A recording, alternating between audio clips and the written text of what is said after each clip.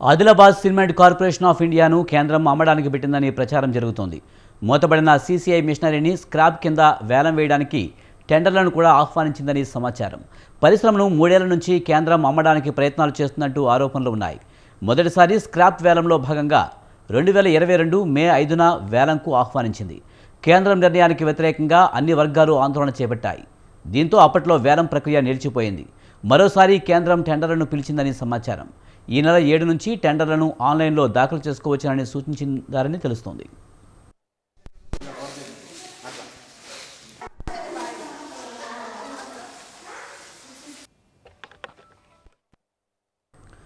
మూతబడిన Adilabad cement పరిశ్రమలోని 71 పరికరాల ధర ఆన్లైన్లో దాదాపు 44 కోట్ల రూపాయలు ఉంటుందని అంచనా వేశారు.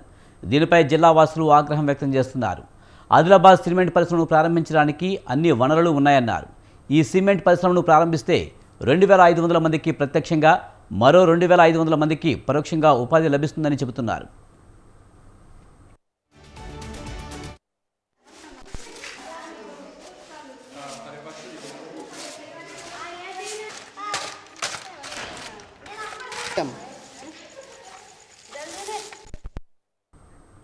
కేంద్రం ఈ పరిశ్రమ ప్రారంభించడానికి రాయితీ కల్పిస్తామని హామీ ఇచ్చిందని కార్మిక సంఘాలు చెబుతున్నాయి. వేలాది మంది ఉపాధిని పట్టించుకోకుండా, స్థానికుల మనోభావాలను లెక్క చేయకుండా పరిశ్రమను విక్రయించడానికి చర్యలు చేపట్టిందని వారు మండిపడుతున్నారు.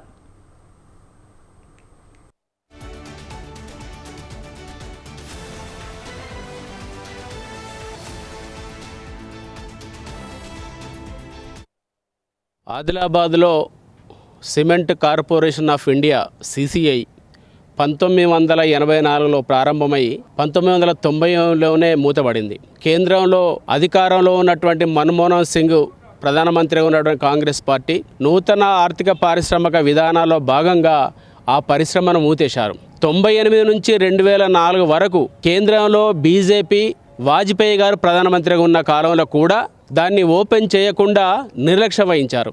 అనేక సార్లు 2018 ఎన్నికల్లో, మొన్న 2023 ఎన్నికల్లో కూడా బీజేపీ పార్టీ సంబంధించినటువంటి అమిత్ షా గారు కానీ, ఆనాడు ఉన్నటువంటి అన్సరాజ్ గంగారం హైరే గారు కానీ ఆ రోజు కేంద్ర సిసిఐ దగ్గరికి వచ్చి ఆ ప్లాంట్ను సందర్శించి రేపు పార్లమెంటు ఎన్నికల్లో 2018 పార్లమెంటు ఎన్నికల్లో బీజేపీ పార్టీ అభ్యర్థిని గెలిపిస్తే సిసిఐని పునః ప్రారంభిస్తామని చెప్పి మాట ఇచ్చారు, హామీ ఇచ్చారు, మీడియా ముఖంగా ప్రకటించారు.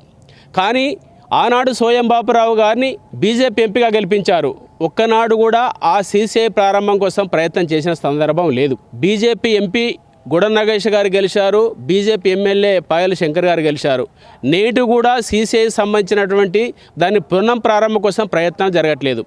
ఆదిలాబాద్లో ఉన్నటువంటి సీసీఐ 48.18 మిలియన్ టన్నుల ముడిసరుకు ఉంది. అంటే 100 సంవత్సరాల సరిపోతే ముడిసరుకు ఇక్కడ ఉన్నది.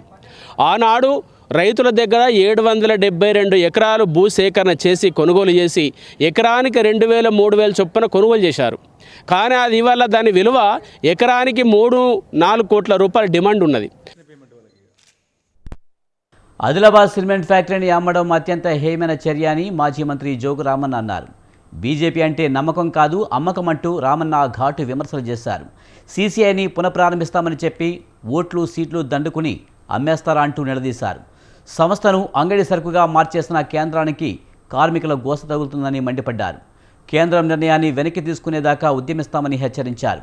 సంస్థ పరిరక్షణ కోసం ఎంతకైనా ఉద్యమిస్తామని అన్నారు.